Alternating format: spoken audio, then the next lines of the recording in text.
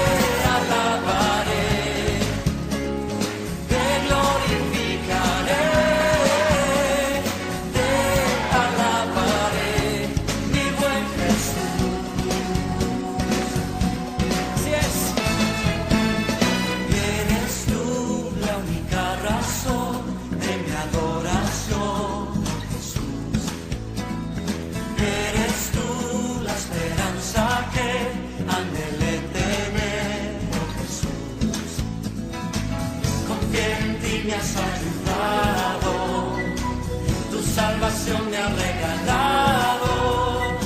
Hoy hay gozo en mi corazón, con mi canto te alabaré,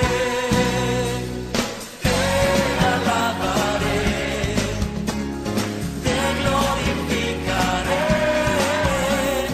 te alabaré, mi buen Jesús, te alabaré.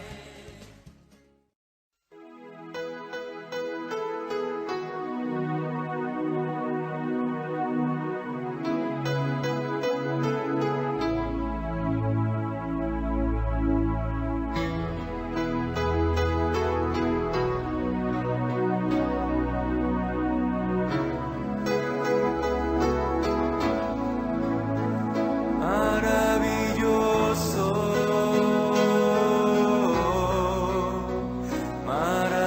maravilloso, Jesús, eres maravilloso,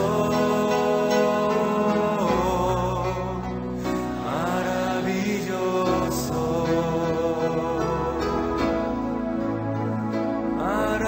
maravilloso,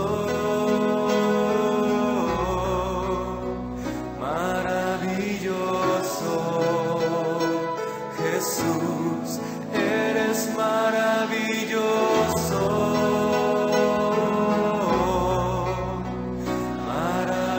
maravilloso.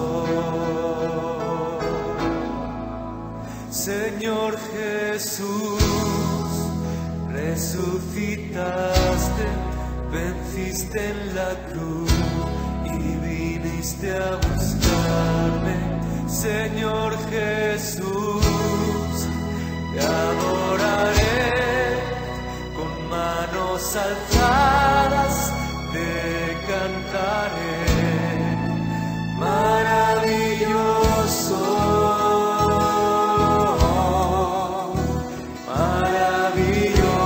maravilloso, Jesús, eres maravilloso,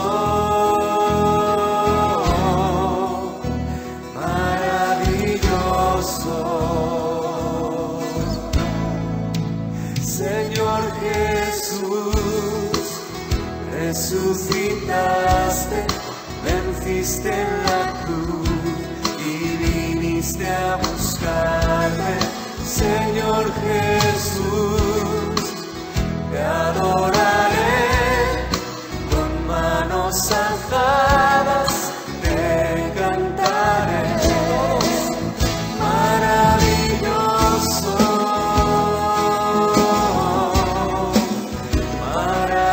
maravilloso, Jesús, eres maravilloso,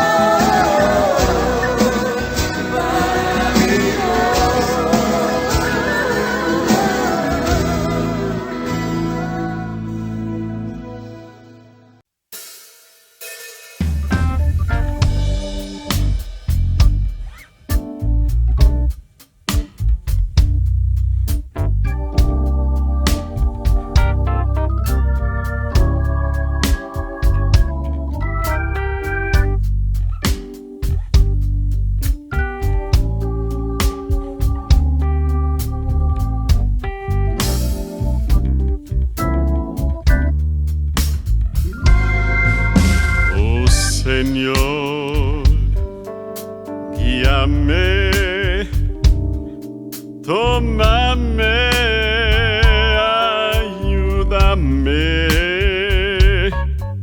débil soy y agotado estoy.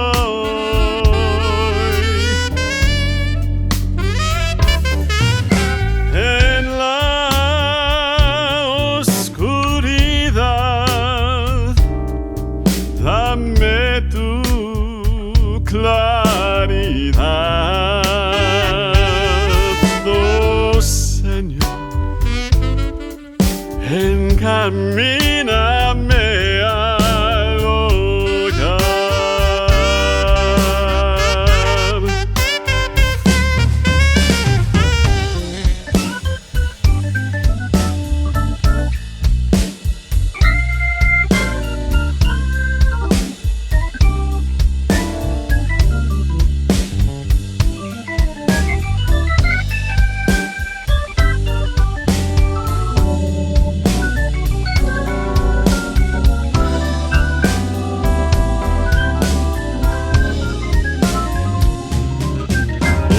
Señor, eres tú de mi ser la razón,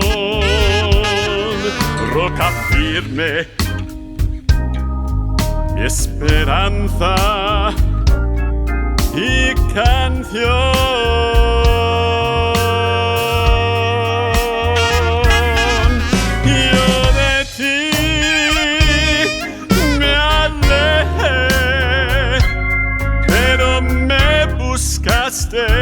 Y te encontré, aquí estoy,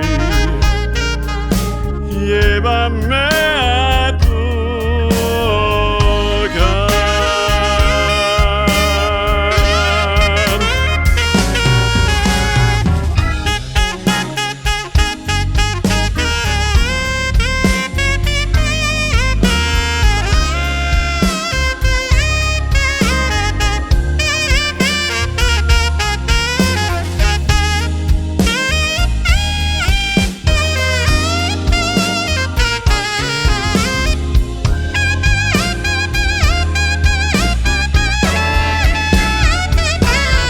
Si el camino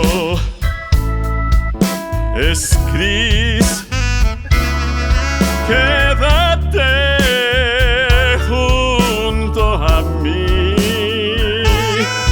Al llegar mi vida al final,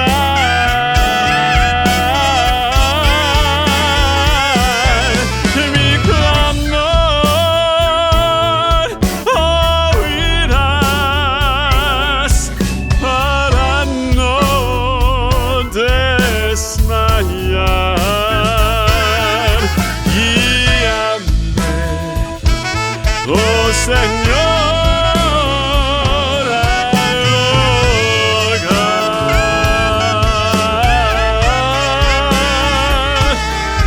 de tu mano.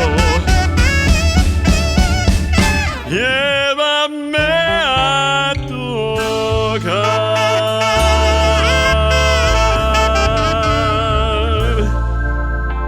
Señor.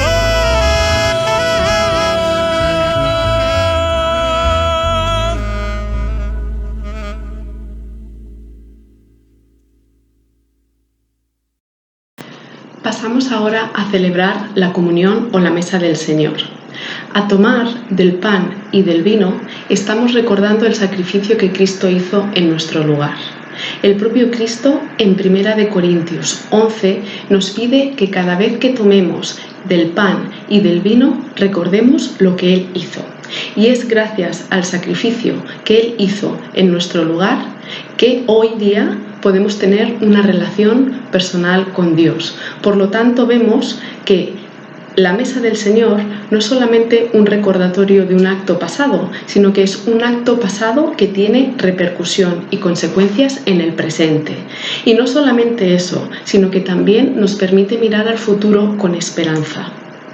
Cristo nos dice que realicemos este acto simbólico hasta que Él venga. Lo que quiere decir es que Cristo murió, pero también resucitó y está vivo y va a volver. Y si resulta que nosotros partimos antes de que Él venga, lo que la palabra de Dios nos dice es que cuando abramos nuestros ojos vamos a estar cara a cara mirando a nuestro Dios. Pasemos unos minutos recordando esto, meditando y orando mientras tomamos el pan y el vino juntos.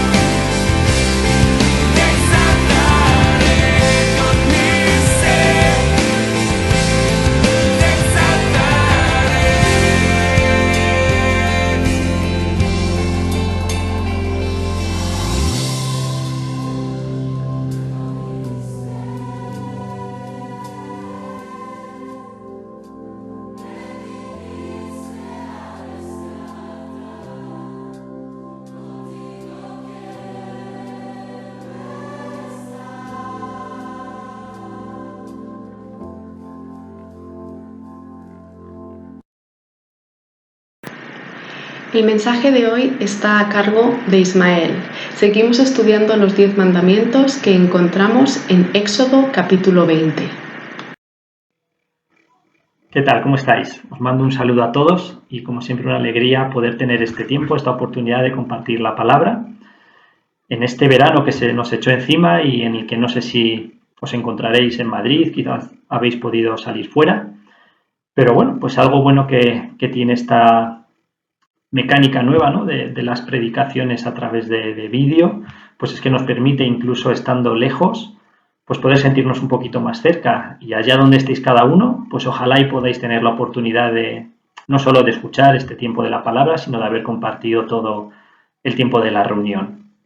Por supuesto, nos extrañamos todos, tenemos muchas ganas de vernos, nos alegra ver que hay ya un día en el calendario determinado para poder volver a vernos. Y bueno, esperamos con muchas ganas que llegue ese momento y por el momento pues oramos los unos por los otros y deseamos que nos encontremos todos bien. He seleccionado unos versículos en el Salmo 119, del versículo 97 al 104. He seleccionado unas frases, no voy a leer todo el texto, sino que he extraído algunas pequeñas pinceladas de este Salmo 119 en los versículos 97 a 104.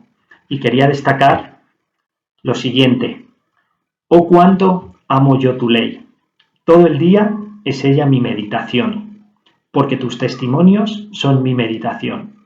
Cuán dulces son a mi paladar tus palabras, más que la miel a mi boca. Llevamos ya varias semanas estudiando juntos y aprendiendo sobre los llamados 10 mandamientos, que podemos asociarlos como parte de la ley que recibió el pueblo de Israel, y para muchos pudiera parecer como la ley con mayúsculas, o al menos la ley como más conocida, ¿no? Incluso en el mundo secular, el tema de los 10 mandamientos pues tiene bastante presencia, ¿no? Cuando aquí el salmista dice que ama tu ley, ¿no? O cuánto amo yo tu ley, por supuesto que está pensando en algo más que los 10 mandamientos. En ocasiones en la palabra la ley puede estar haciendo referencia incluso a todo el Pentateuco, puede estar haciendo referencia a todo el sistema de leyes del Antiguo Testamento. Es muy amplio el concepto, pero sí que engloba y por supuesto incluye los 10 mandamientos conocidos como esa gran ley, ¿no? O ese gran resumen de la ley de Dios. Y dice el salmista que ama la ley, que es en ella donde medita, donde está su deleite, que es más dulce incluso que la miel a su boca.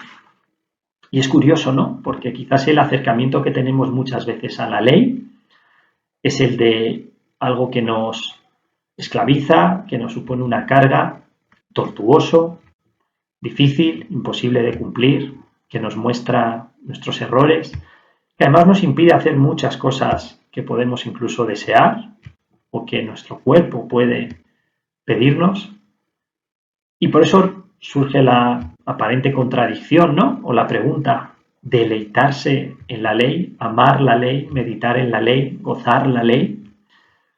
Pues verdaderamente el salmista lo estaba haciendo, y quizás si nosotros no estamos encontrando el deleite, ni la alegría, ni el gozo de profundizar, de sumergirnos y de aprender más y más en la ley de Dios, a lo mejor estamos haciendo algo mal, pero estamos, como siempre, pues a tiempo de remediarlo y a tiempo de meditar y de buscar qué puede estar sucediendo para que no encontremos ese deleite en la ley de Dios. Vamos a afrontar hoy un nuevo mandamiento, pero antes de entrar en detalle a este mandamiento, pues empecemos ya por buscar ese deleite en la ley y en resolver esa duda: ¿cómo puedo encontrar ese gozo, esa alegría en la meditación en la ley de Dios? Y lo aplicaremos al mandamiento de hoy, que ahora en unos minutos pues mencionaré, y vamos a empezar ya de lleno también con ese mandamiento. Pero antes, ¿por qué se deleita el salmista y por qué yo tengo que deleitarme en la ley de Dios?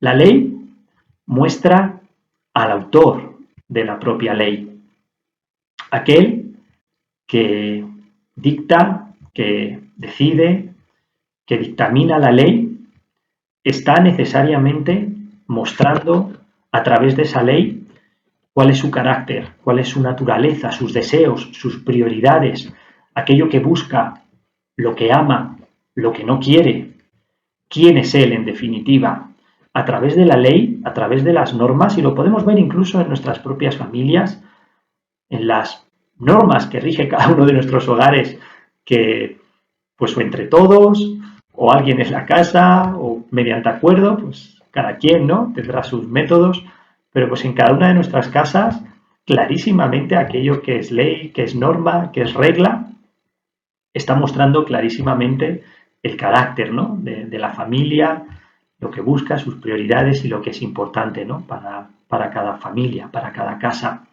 Y por supuesto la ley de Dios está mostrando y nos está enseñando cómo es ese autor de la ley, porque evidentemente aquello que nos está demandando, que está pidiendo, está en definitiva pues enseñándonos y mostrándonos cómo es Él. Por lo tanto, conocemos a Dios también a través de la ley, por medio de la ley. Y es por ello que tenemos que deleitarnos y gozarnos, pero para ello tendremos que buscar en cada una de sus leyes qué es lo que nos está mostrando de Él, qué es lo que nos está mostrando de su naturaleza. Estos 10 mandamientos nos están mostrando muchas cosas de nuestro Dios. Veremos que Dios desaprueba la mentira, y si Dios desaprueba la mentira, es porque Él es la verdad. Que Dios desaprueba la muerte, y es porque nuestro Dios es vida. Que nuestro Dios pide honrar a nuestro Padre y a nuestra Madre, y es que es aquello lo que vimos en el Hijo, la honra al Padre. Un Dios que nos pide no tener otros dioses, que no nos hagamos dioses ajenos a Él, porque es un Dios tan grande, tan único, que no va a aceptar, que no puede admitir que haya otro que se lleve una parte de honra o de nuestra admiración o atracción. Y eso nos indica la grandeza de nuestro Dios. Por lo tanto, a través de la ley conocemos más de la esencia, de los atributos y del carácter de nuestro Dios. Además, la ley nos muestra su compromiso para con nosotros, porque el propio que dicta y que crea la ley es aquel que se someterá también a la ley y que no irá en contra de la ley que él mismo ha determinado. Por lo tanto, estos mandamientos, estas aparentes cargas para nosotros, no son más que el compromiso de nuestro Dios que nos demanda aquello que Él también cumple. Por lo tanto, encontraremos en Él la verdad en contra de la mentira, encontraremos la vida en oposición a la muerte y encontraremos pues todo aquello que Él nos está demandando. Al final, la mayor garantía que tenemos de que Él es así es que Él también va a cumplir su propia ley. Por lo tanto, a veces el tratar de reducir las exigencias de la ley, el flexibilizar los mandamientos, el no tomarlos en cuenta, el tratar de hacerlos un poquito más sencillos, el abrir la puerta a pequeñas oportunidades de incumplimiento porque a lo mejor no hay un tema tan claro o porque no hay que ser tan severos o porque quizás Dios no estaba pensando en aquel momento en llevar tan al límite a lo mejor cada uno de los mandamientos. Con ello lo único que estamos haciendo, como se suele decir, es tirarnos una piedra a nosotros mismos, puesto que si estamos haciendo esa rebaja a la ley o esa flexibilidad a la ley, lo que estaríamos diciendo es que Dios también podría tener esa flexibilidad para consigo mismo y al final iría en nuestra contra porque estaríamos ante un Dios que puede incumplir sus propios mandamientos entonces o no cumplirlos en la medida en la que verdaderamente los dictó y eso va a ir necesariamente en nuestra contra. Por lo tanto, podemos deleitarnos en la ley porque aquel que nos está demandando cada uno de estos mandamientos es el que también los va a cumplir en nuestro beneficio. Y encontramos, como hemos dicho al principio, su carácter, su esencia, sus atributos y, en definitiva, quién es Él a través de la ley. La ley también nos va a mostrar lo alejados que estamos de Él, en cuanto que con honestidad revisemos nuestras vidas ante este código de leyes. Nos vamos a dar cuenta qué diferentes somos de Él. vamos a ver nuestros incumplimientos, nuestra incapacidad para poder ser aprobados ante esta ley. Y eso pareciera que pues, no nos va a llevar a deleitarnos, más bien nos va a llevar a temblar, a sentir temor. Pero es ese el primer paso para el deleite. Lo primero, porque cuanto más pequeño yo me vaya a ver ante mi Dios, una vez que me comparo con Él, más grande le veo a Él, más me doy cuenta cuánto merece mi admiración, mi adoración, qué pequeño soy y qué alejado estoy de Él. Pero es que además voy a encontrar el deleite porque esa incapacidad es la que me va a llevar a deleitarme y a descansar en la persona de Cristo, que es el único que pueda hacerme justo para poder ser aprobado ante esta ley por algo que no he hecho yo, porque no puedo cumplir, sino que hizo otro. Veamos la ley no como una lista únicamente, que evidentemente es una lista de mandamientos, de mandatos, de conductas, de comportamientos que debemos bien seguir o no seguir en función del mandamiento. Eso no debemos de olvidarlo nunca, ese primer propósito. Pero no nos quedemos ahí. Deleitémonos como el salmista al meditar, al profundizar y al descubrir a nuestro Dios a través de su ley. Y vamos a hacerlo hoy a través del mandamiento que tenemos hoy, el 7º mandamiento: no cometerás adulterio. En una primera lectura, como debemos hacer siempre, pues el análisis que hacemos a este mandamiento pues es el más sencillo, el propio del lenguaje. Aparte son frases muy directas, muy breves, muy claras, y creo que obedece a la lógica del lenguaje y poca discusión hay. Dios pide a su pueblo que no cometa adulterio. Entendemos por adulterio la relación sexual que una persona casada, unida a otra persona, mantiene con una tercera persona que no es su esposo, que no es su esposa.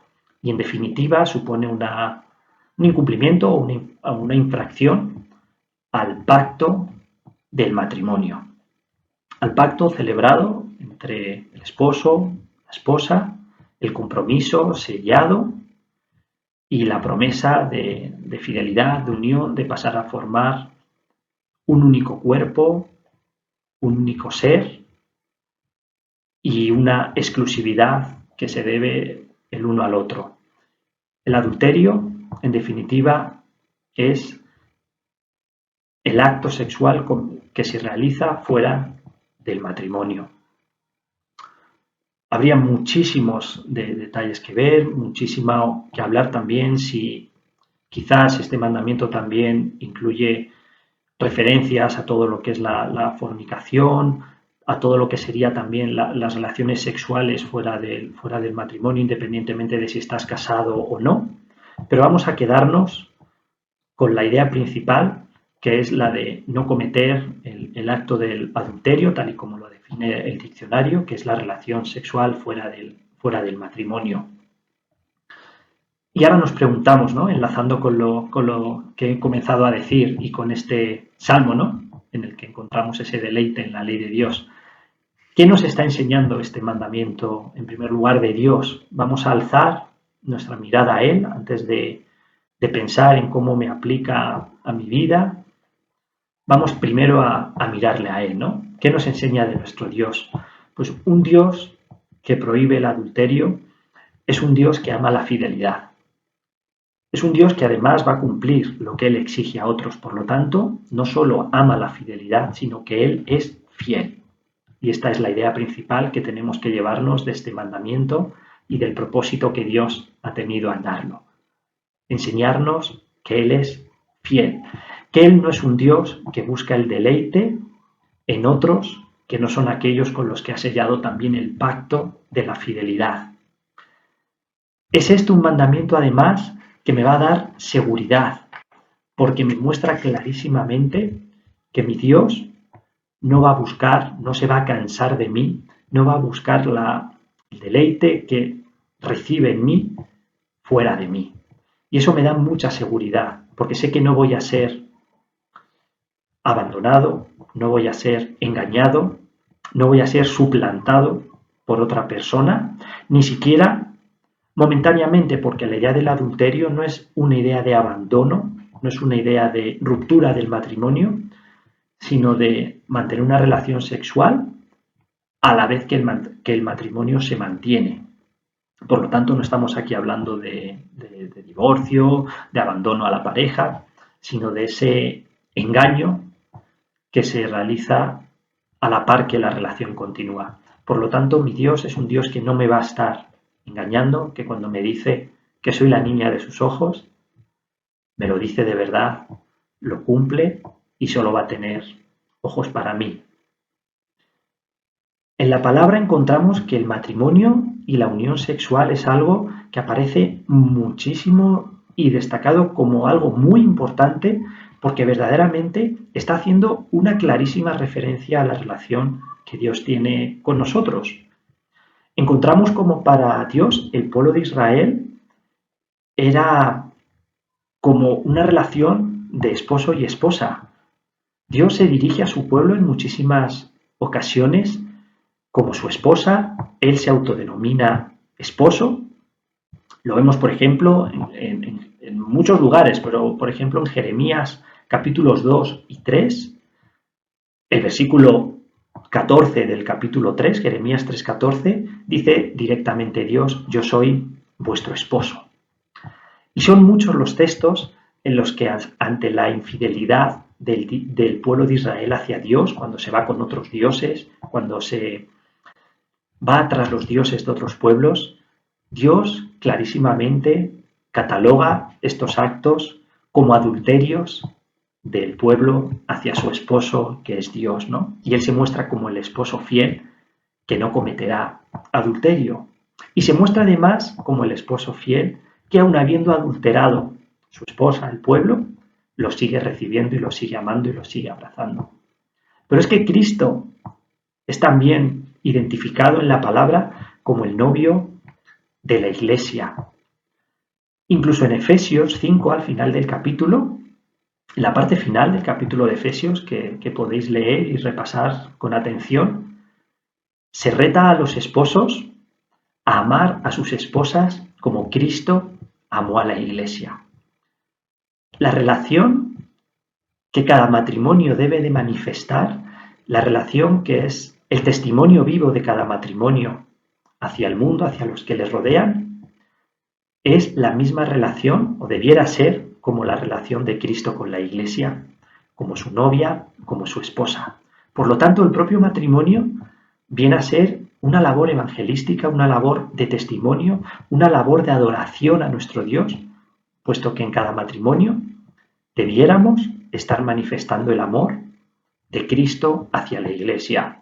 Y es por ello que la fidelidad que debemos mostrar en el matrimonio, yo hablo como esposo hacia mi esposa, las esposas hacia los esposos, pues debe de ser la misma fidelidad que Cristo mostró a la Iglesia y que muestra a la Iglesia.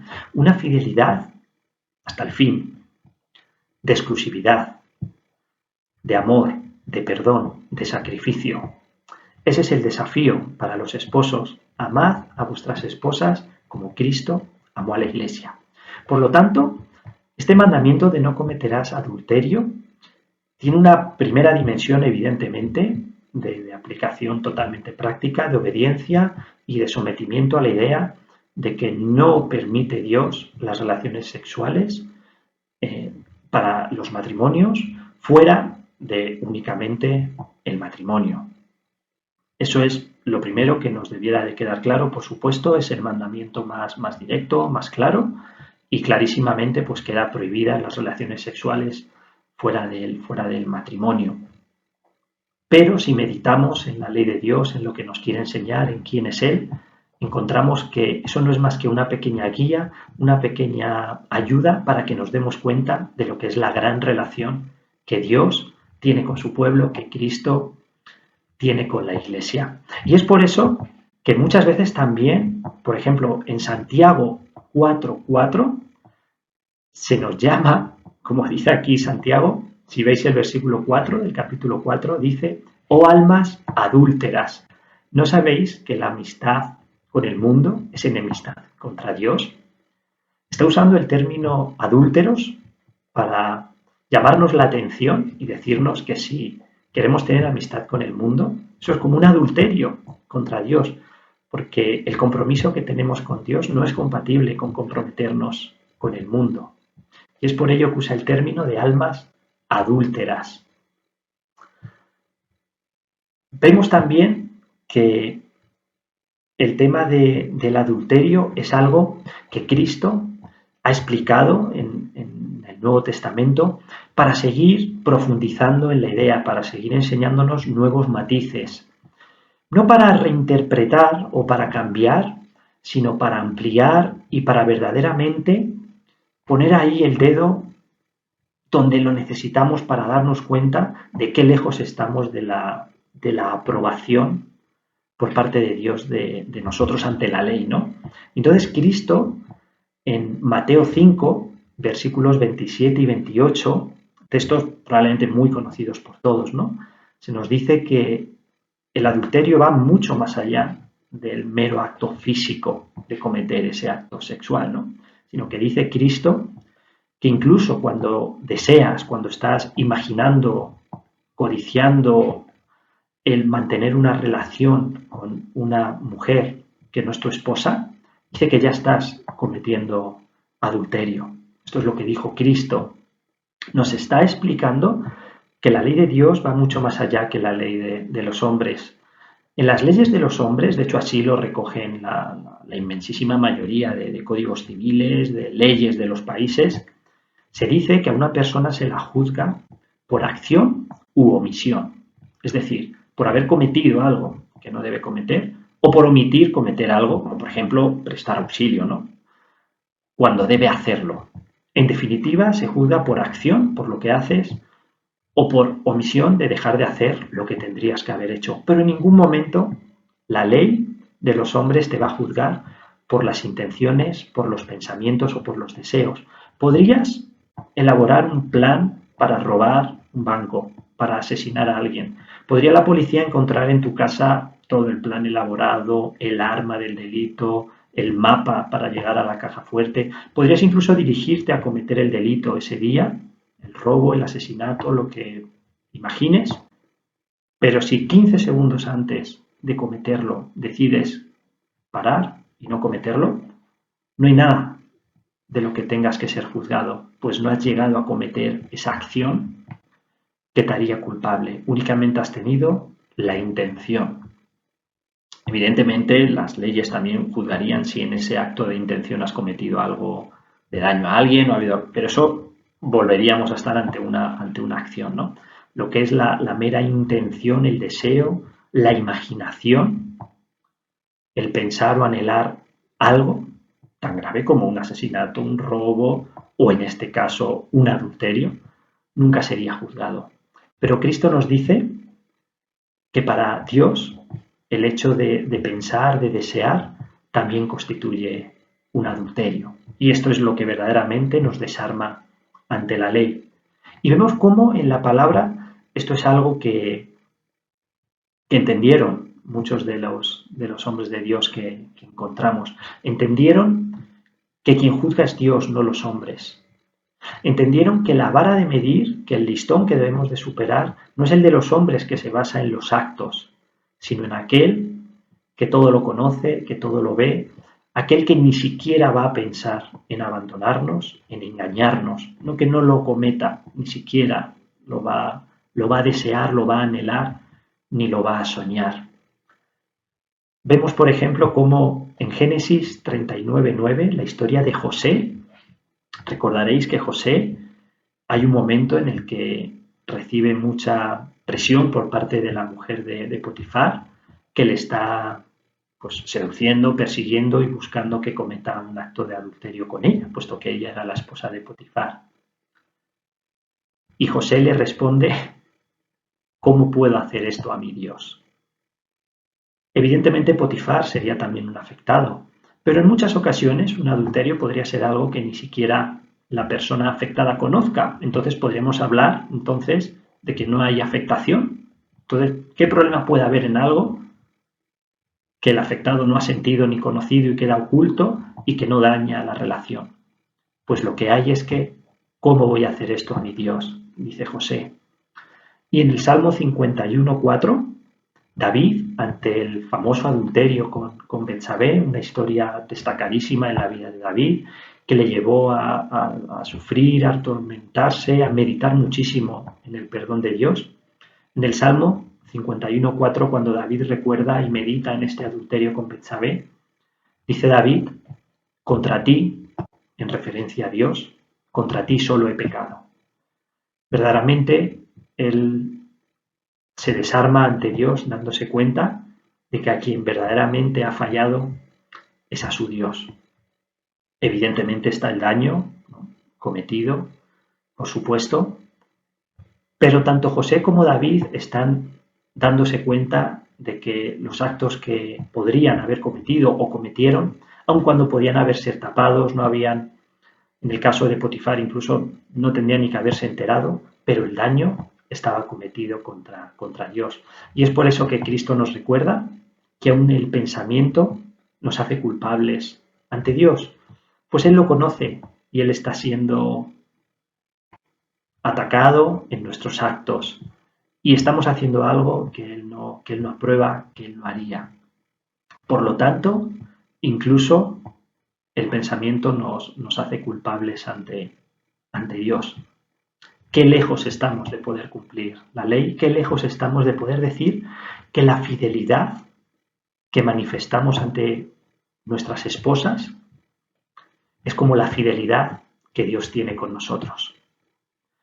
Aún si orgullosamente puedes decir: no soy un adúltero, no he tenido nunca una relación con una mujer, o quizás una mujer puede pensar: nunca lo he tenido con un hombre fuera del matrimonio, pero cuando Cristo te dice que solo por desearlo, solo por tener esa idea en tu cabeza, aún sin llegar a desarrollarla en lo que son las acciones, estás ya incumpliendo el mandamiento, porque el mandamiento te llama no solo a ese cumplimiento externo, sino a revelar la fidelidad que Dios tiene por su pueblo, a revelar el amor que Cristo ha tenido por su iglesia, y ese es un amor que ni siquiera ha consentido el pasar por su cabeza la infidelidad, aun cuando no lo hubiesen cometido.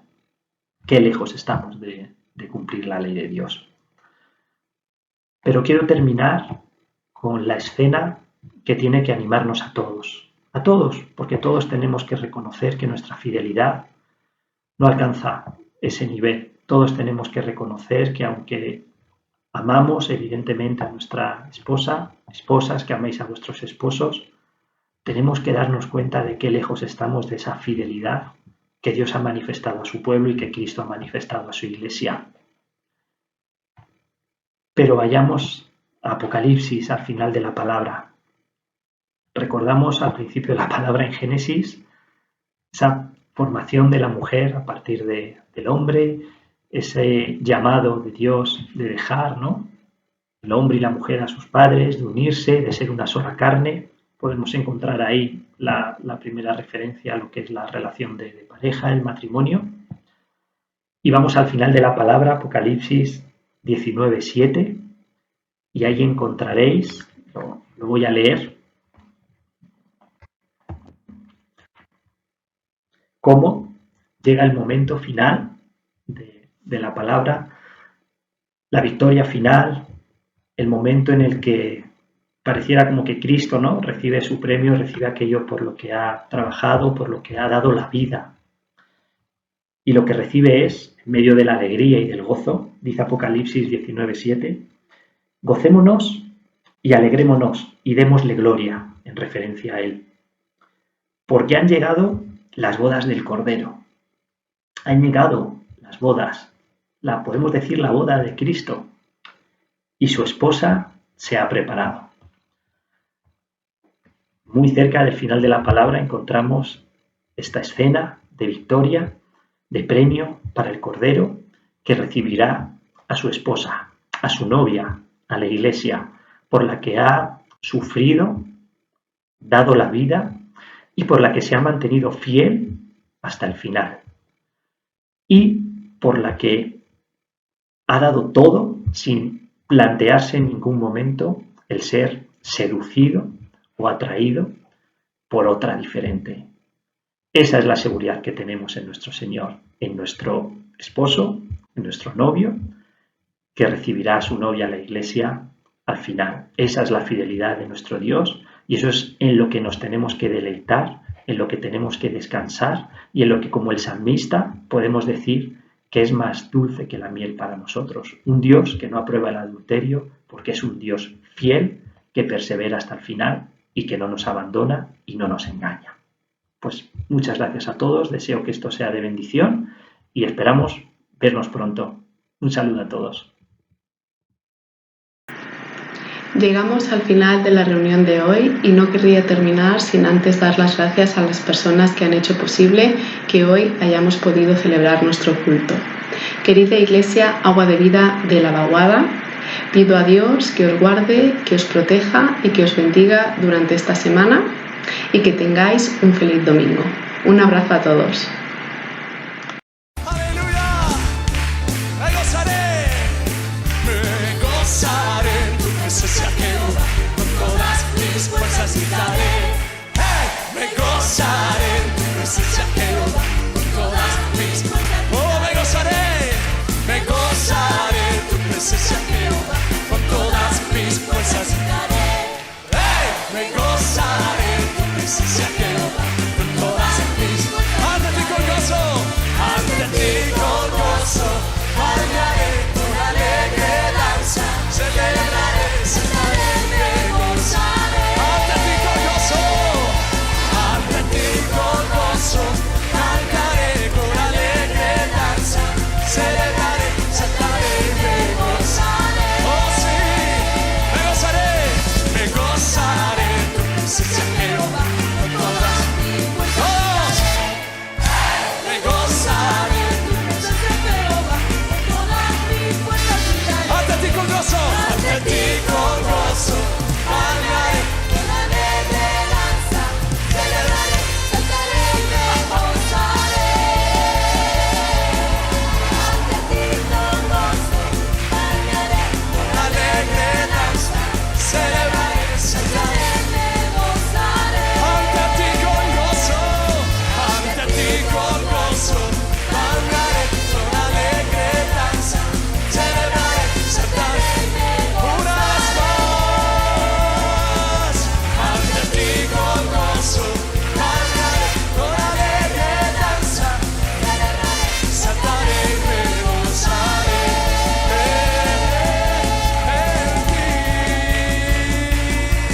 En ti.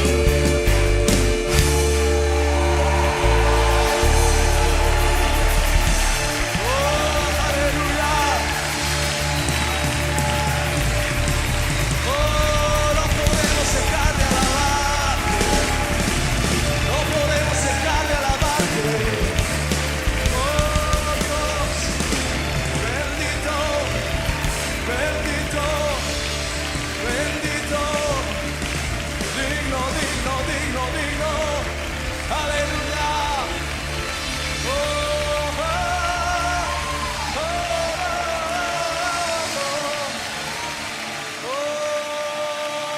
poderoso, poderoso, poderoso.